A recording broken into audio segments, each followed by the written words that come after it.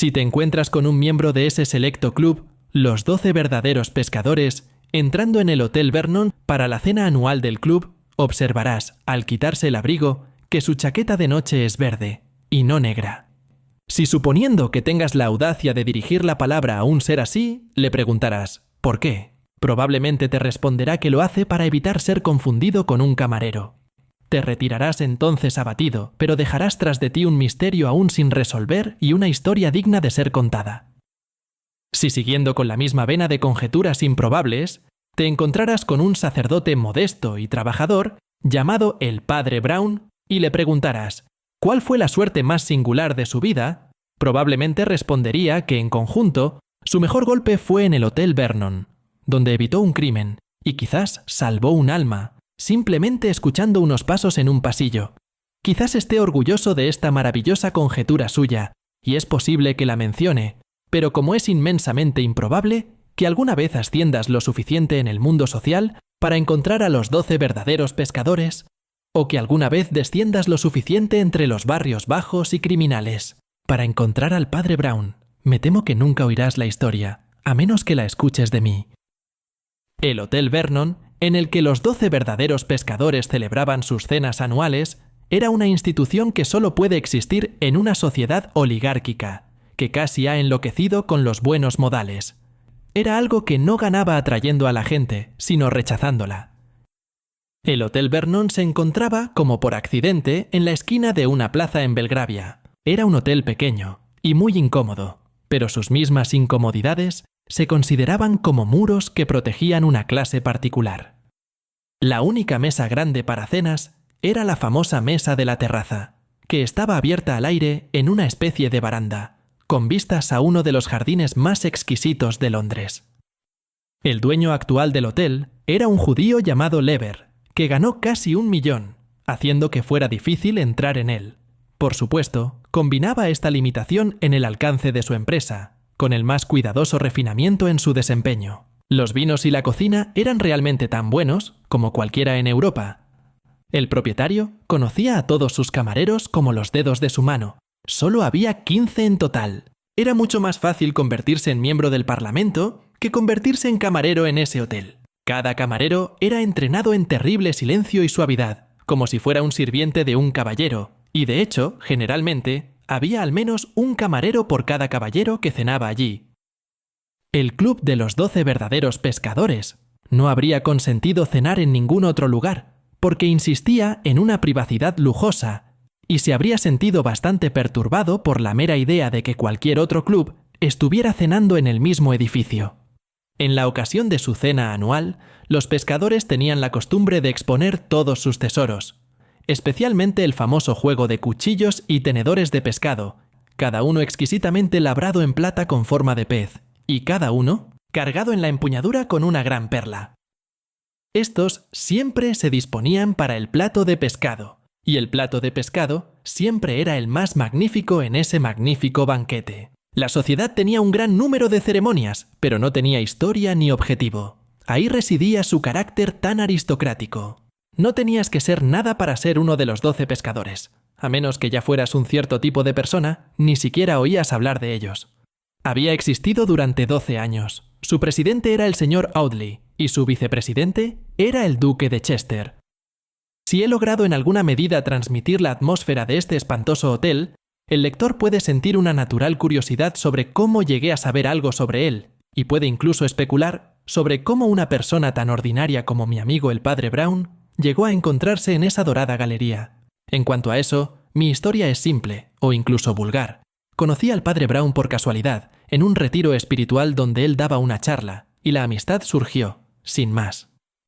Uno de los camareros, un italiano, había sufrido un derrame cerebral paralítico esa tarde, y su empleador judío, maravillándose ante tales supersticiones, había consentido en enviar por el sacerdote católico más cercano. En lo que el camarero confesó al Padre Brown no estamos interesados, pero aparentemente lo involucró en la redacción de una nota o declaración para transmitir algún mensaje. El Padre Brown, por lo tanto, con una impudencia humilde que habría mostrado igualmente en el Palacio de Buckingham, pidió que le proporcionaran una habitación y materiales de escritura. El señor Lever Era un hombre amable, pero también tenía esa mala costumbre de sentir aversión a cualquier dificultad o escena no habitual. Al mismo tiempo, la presencia de un extraño inusual en su hotel esa noche, para él, era como una mancha de suciedad en algo recién limpiado. Nunca pasaba nada inesperado en el Hotel Vernon. No había gente esperando en el vestíbulo, ni clientes entrando por casualidad. Solo había 15 camareros, y solo había 12 huéspedes. Sería tan sorprendente encontrar un nuevo huésped en el hotel esa noche como encontrar un nuevo hermano desayunando o tomando té en la propia familia de uno. Además, la apariencia del sacerdote era de segunda categoría, y su ropa estaba embarrada. Una mera mirada de él, desde lejos, podría precipitar una crisis en el club. El señor Lever al final ideó un plan para cubrir, ya que no podía borrar la desgracia. Cuando entras, como nunca lo harás, en el Hotel Vernon, pasas por un corto pasillo decorado con unos pocos cuadros y llegas al vestíbulo principal y salón que se abre a tu derecha, hacia pasillos que llevan a las habitaciones públicas, y a tu izquierda, hacia un pasillo similar que apunta a las cocinas y oficinas del hotel. Inmediatamente a tu mano izquierda está la esquina de una oficina de vidrio que colinda con el salón. En esta oficina se sentaba el representante del propietario, y justo más allá de la oficina, camino a las dependencias del personal, estaba el guardarropa de caballeros. Pero entre la oficina y el guardarropa había una pequeña habitación privada sin otra salida, a veces usada por el propietario para asuntos delicados e importantes, como prestarle 1000 libras a un duque o negarse a prestarle 6 peniques.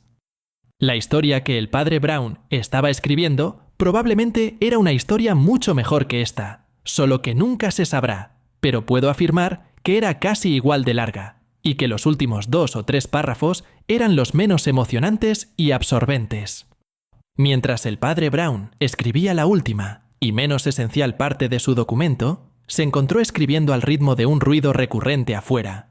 Cuando tomó conciencia de la cosa, descubrió que era solo el ordinario patear de pies pasando por delante de la puerta, lo cual en un hotel no era un asunto muy improbable. Sin embargo, miró al techo oscurecido y escuchó el sonido. Después de escuchar durante unos segundos distraídamente, se puso de pie y escuchó atentamente, con la cabeza un poco inclinada a un lado. Luego se sentó nuevamente y hundió su frente en sus manos, ahora no solo escuchando, sino también pensando.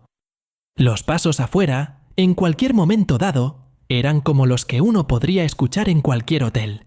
Y sin embargo, tomados en su conjunto, había algo muy extraño en ellos. No había otros pasos. Siempre fue una casa muy silenciosa, pues los pocos huéspedes iban directamente a sus propios apartamentos y los bien entrenados camareros estaban instruidos para ser casi invisibles hasta que se les necesitara. No se podía concebir ningún lugar donde hubiera menos razón para temer algo irregular, pero estos pasos eran tan extraños que no se podía decidir si llamarlos regulares o irregulares.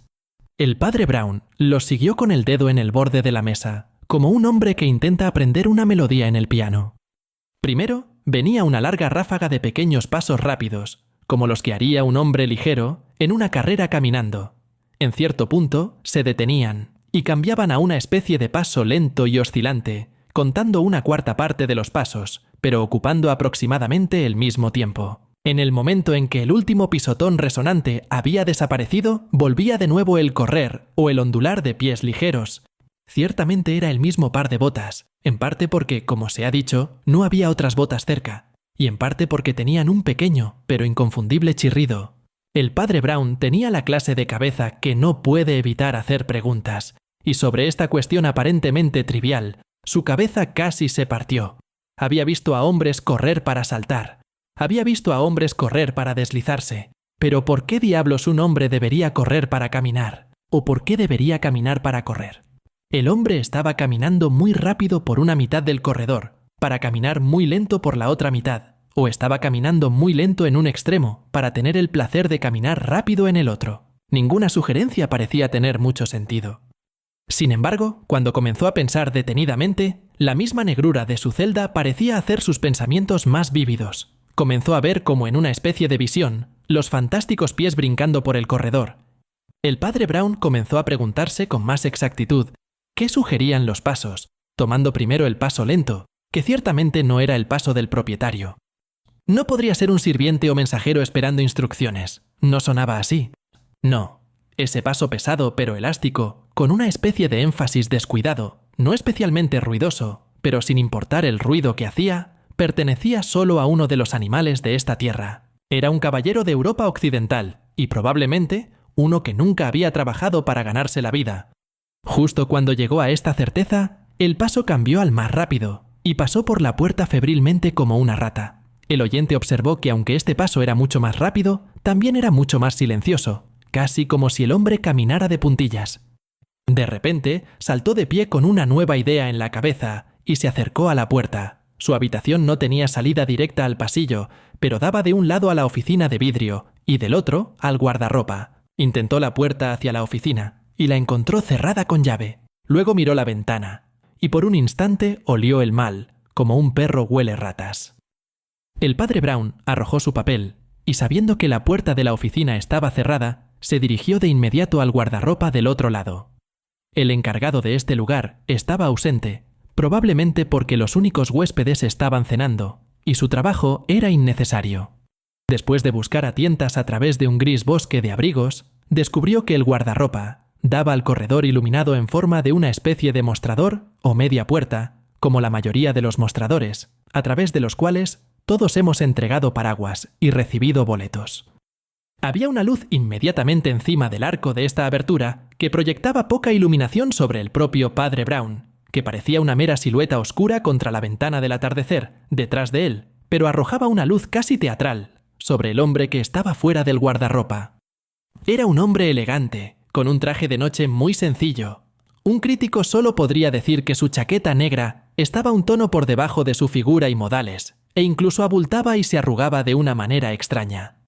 En el momento en que vio la silueta de Brown contra el atardecer, arrojó un trozo de papel con un número y exclamó con amable autoridad: «Quiero mi sombrero y abrigo, por favor. Me doy cuenta de que tengo que irme de inmediato». El padre Brown tomó el papel sin decir una palabra y fue a buscar el abrigo. Lo trajo y lo puso en el mostrador. Mientras tanto, el extraño caballero que había estado buscando en el bolsillo de su chaleco dijo riendo: «No tengo plata, puedes quedarte con esto». Y arrojó media soberana y se echó el abrigo.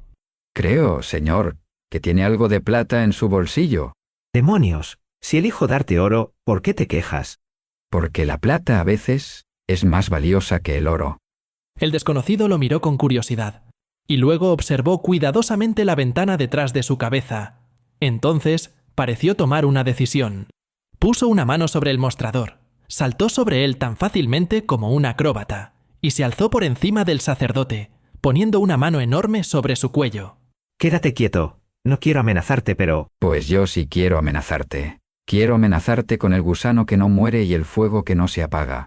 «Eres un tipo raro para ser un encargado de guardarropa». Soy un sacerdote, Monsieur Flambeau, y estoy listo para escuchar tu confesión. El otro se quedó boquiabierto por unos momentos y luego se desplomó en una silla. Los 2 primeros platos de la cena de los 12 verdaderos pescadores habían transcurrido con éxito tranquilo. Había una tradición en el club de que los entremeses debían ser varios y múltiples. Se tomaban en serio porque eran tan declaradamente inútiles como toda la cena y todo el club. Los ministros del gabinete de ambos lados eran aludidos por sus nombres de pila con una especie de aburrida benignidad. El canciller del exchequer radical, a quien se suponía que todo el partido Tory maldecía por sus extorsiones, era alabado por su poesía menor. El líder Tory, a quien se suponía que todos los liberales odiaban como a un tirano, era discutido y en general alabado. Como un liberal, parecía de alguna manera que los políticos eran muy importantes. El señor Audley, el presidente, era un hombre amable y anciano. Era una especie de símbolo de toda esa sociedad fantasmal y fija. Nunca había hecho nada, ni siquiera algo malo. El duque de Chester, el vicepresidente, era un joven agradable, con inteligencia moderada y enormes propiedades. En público, sus apariciones siempre eran exitosas. Cuando pensaba en un chiste, lo decía y se le llamaba brillante. Cuando no podía pensar en un chiste, decía que este no era momento para trivialidades y se le llamaba capaz. Como se ha mencionado, había 24 asientos en la mesa de la terraza y solo 12 miembros del club. Así, podían ocupar la terraza en el estilo más lujoso de todos, dispuestos a lo largo del lado interior de la mesa, sin nadie enfrente. El presidente se sentaba en el centro de la línea, y el vicepresidente en el extremo derecho de la misma. Cuando los 12 invitados se sentaban por primera vez, era costumbre que los 15 camareros se alinearan contra la pared, como tropas presentando armas al rey, mientras que el gordo propietario se paraba y saludaba al club, con una sorpresa radiante, como si nunca hubiera oído hablar de ellos. Pero antes del primer tintineo de cuchillo y tenedor, este ejército de sirvientes había desaparecido. Solo los 1 o 2 necesarios para recoger y distribuir los platos se movían en un silencio mortal. El señor Lever, el propietario, había desaparecido en convulsiones de cortesía mucho antes.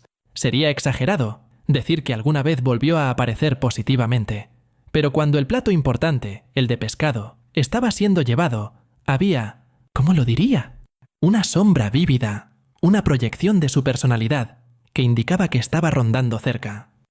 El sagrado plato de pescado consistía, a los ojos de los vulgares, en una especie de monstruoso pudín del tamaño y la forma de un pastel de bodas. Los 12 verdaderos pescadores tomaron sus célebres cuchillos y tenedores de pescado y se acercaron a él tan solemnemente como si cada pulgada del pudín costara tanto como el tenedor de plata con el que se comía. Este plato se trataba con un silencio ansioso y devorador, y solo cuando su plato estaba casi vacío, el joven duque hizo el comentario ritual. No pueden hacer esto en ningún otro lugar que aquí. En ningún lugar, Dijo el señor Audley, con voz grave, volviéndose hacia el hablante y asintiendo varias veces con su venerable cabeza. Me dijeron que lo mismo podía hacerse en el Café Anglais, pero... Aquí fue interrumpido e incluso agitado por la retirada de su plato. Un camarero vino rápidamente por la habitación y luego se detuvo en seco. Su detención fue tan silenciosa como su andar.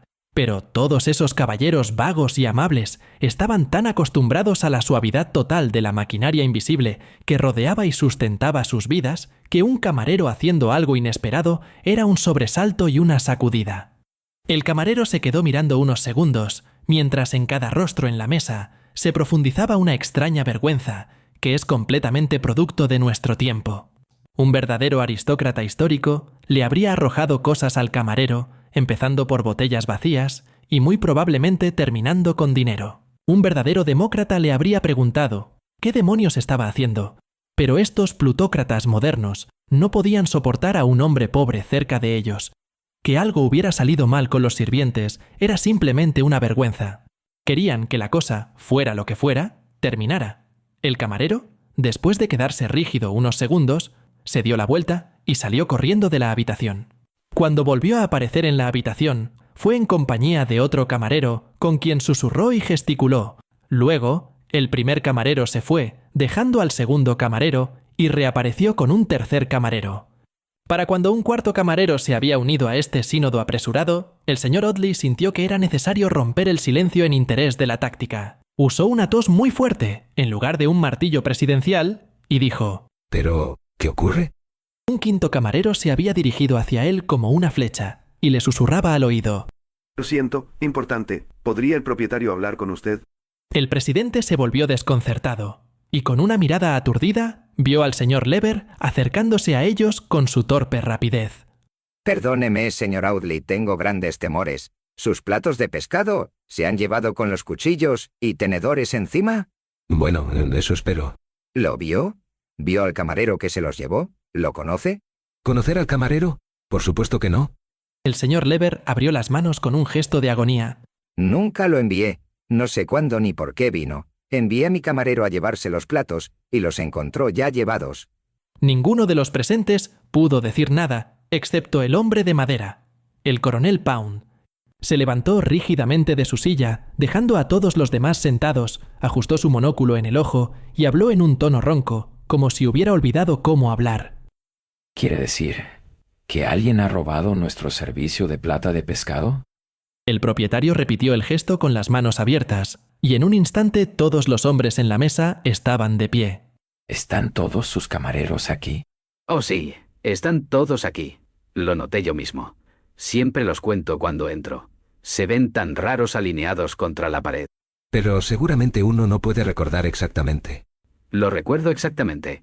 Nunca ha habido más de 15 camareros en este lugar, y no había más de 15 esta noche, lo juro, ni más ni menos. ¿Dices que viste a mis 15 camareros? Como siempre, ¿qué hay de malo en eso?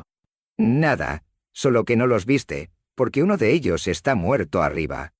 Hubo un espantoso silencio por un instante en esa habitación. Puede ser, tan sobrenatural es la palabra muerte, que cada uno de esos hombres ociosos mirara por un segundo a su alma y la viera como un pequeño guisante seco. Uno de ellos, el duque, creo, incluso dijo con la idiota amabilidad de la riqueza: ¿Hay algo que podamos hacer? Ha tenido un sacerdote. Durante unos extraños segundos, realmente habían sentido como si el 15º camarero pudiera ser el fantasma del hombre muerto arriba. Pero el recuerdo de la plata rompió el hechizo de lo milagroso, y con una reacción brutal. El coronel volcó su silla y se dirigió a la puerta. Si hubo un 15º hombre aquí, amigos. Ese 15º tipo era un ladrón. Bajen de inmediato a las puertas delanteras y traseras y aseguren todo. Luego hablaremos. Las 24 perlas del club merecen ser recuperadas. El señor Audley pareció dudar al principio sobre si era propio de un caballero apresurarse tanto por cualquier cosa, pero al ver al duque bajar corriendo las escaleras con energía juvenil, lo siguió con un movimiento más maduro.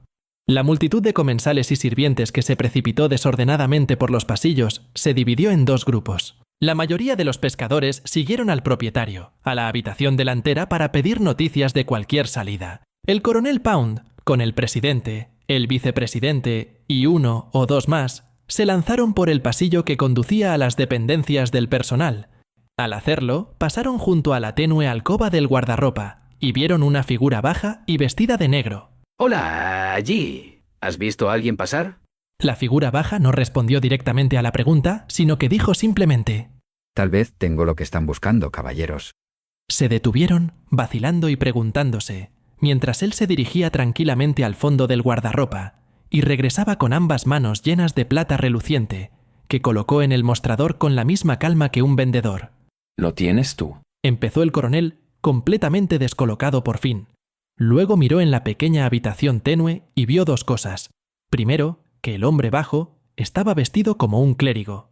Y segundo, que la ventana de la habitación detrás de él estaba rota, como si alguien hubiera pasado violentamente a través de ella. Objetos muy valiosos para depositar en un guardarropa, ¿no? ¿Robaste tú esas cosas? Si lo hice, al menos las estoy devolviendo. Pero no lo hiciste. Dijo el coronel Pound, aún mirando la ventana rota. Para ser completamente honesto, no lo hice. Pero sabes quién lo hizo.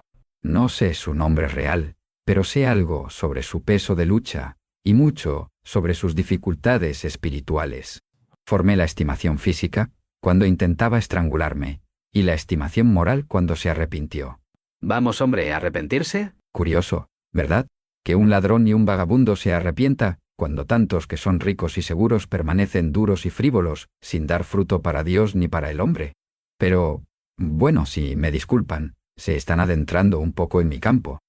Si dudan del arrepentimiento como un hecho práctico, ahí están sus cuchillos y tenedores. Ustedes son los 12 verdaderos pescadores, y ahí están todos sus peces de plata.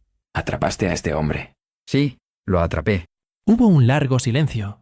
Todos los demás hombres presentes se alejaron para llevar la plata recuperada a sus compañeros, pero el coronel de rostro sombrío aún estaba sentado de lado en el mostrador, balanceando sus largas piernas y mordiéndose el oscuro bigote. Finalmente, dijo en voz baja al sacerdote: Debe haber sido un tipo listo, pero creo que conozco a alguien más listo. Era un tipo listo, pero no estoy seguro de a quién te refieres. Me refiero a ti. No quiero que metan al tipo en la cárcel. Quédate tranquilo con eso. Pero daría muchos tenedores de plata por saber cómo te involucraste en este asunto y cómo sacaste las cosas de él.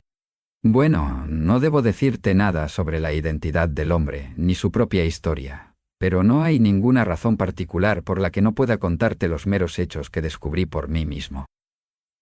Verás, coronel, estaba encerrado en esa pequeña habitación escribiendo algo, cuando escuché un par de pies en este pasillo haciendo un baile extraño. Primero venían pasos rápidos y graciosos, como un hombre caminando de puntillas. Luego venían pasos lentos y descuidados, como los de un hombre grande, caminando con un cigarro. Pero ambos eran hechos por los mismos pies, lo juro, primero el correr, luego el caminar, y luego el correr de nuevo. Un andar lo conocía, era el andar de un caballero bien alimentado, esperando algo. Sabía que también conocía el otro andar, pero no podía recordar qué era. Luego escuché un tintineo de platos en alguna parte, y la respuesta se alzó tan clara como la Basílica de San Pedro. Era el andar de un camarero. Entonces, pensé un minuto más, y creo que vi la manera del crimen, tan claramente como si lo fuera a cometer yo. Un crimen es como cualquier otra obra de arte, pero toda obra de arte divina o diabólica tiene una marca indispensable. Quiero decir que el centro de ella es simple, por más que la realización pueda ser complicada. Aún así, no estoy seguro de entender. Coronel, te digo que este arcángel de la impudencia caminó por este pasillo 20 veces bajo la luz de todas las lámparas y en el resplandor de todos los ojos. No fue a esconderse en rincones oscuros, donde la sospecha podría haberlo buscado. Se mantuvo constantemente en movimiento en los pasillos iluminados y dondequiera que iba, parecía estar allí por derecho. No me preguntes cómo era, lo has visto tú mismo 6 o 7 veces esta noche. Siempre que él se encontraba entre ustedes, venía en el estilo rápido de un camarero, con la cabeza inclinada, el paño ondeando y los pies volando. Ah, ya entiendo. El tipo se hizo pasar por uno de los camareros. Así fue. Su peor momento fue cuando los camareros estaban alineados en fila, pero incluso entonces logró apoyarse contra la pared, justo en la esquina de tal manera, que por ese momento importante, los camareros lo creían un caballero, mientras que los caballeros lo creían un camarero, ya que las chaquetas eran parecidas. Luego, solo tenía que dar su boleto al encargado del guardarropa y salir como un caballero, pero el encargado del guardarropa era yo. ¿Qué le hiciste para que confesara? ¿Qué te dijo? Perdona, ahí es donde termina la historia. Y donde comienza la historia interesante. Creo que entiendo su truco profesional, pero no parece que haya entendido el tuyo. Debo irme. Ya es muy tarde. Caminaban juntos por el pasillo hacia el vestíbulo, donde vieron la fresca cara pecosa del duque de Chester, que se dirigía hacia ellos con energía. Vamos, Pound. Te he estado buscando por todas partes. La cena continúa a toda velocidad, y el viejo Audley tiene que dar un discurso en honor a los tenedores recuperados. Queremos empezar alguna nueva ceremonia para conmemorar la ocasión. ¿Qué sugieres? Bueno, sugeriría que de ahora en adelante llevemos chaquetas verdes en lugar de negras. Nunca se sabe qué errores pueden surgir cuando uno se parece tanto a un camarero. ¡Oh, maldita sea! Un caballero nunca parece un camarero. Ni un camarero parece un caballero. Supongo. Reverendo. Su amigo debe haber sido muy inteligente para actuar como caballero. Sí, debe ser un trabajo muy duro ser un caballero, pero, ¿saben? A veces he pensado que puede ser casi igual de laborioso ser un camarero. Y diciendo: Buenas noches. Empujó las pesadas puertas de ese palacio de placeres. Las puertas doradas se cerraron detrás de él, y se fue caminando a paso rápido por las calles oscuras y húmedas, en busca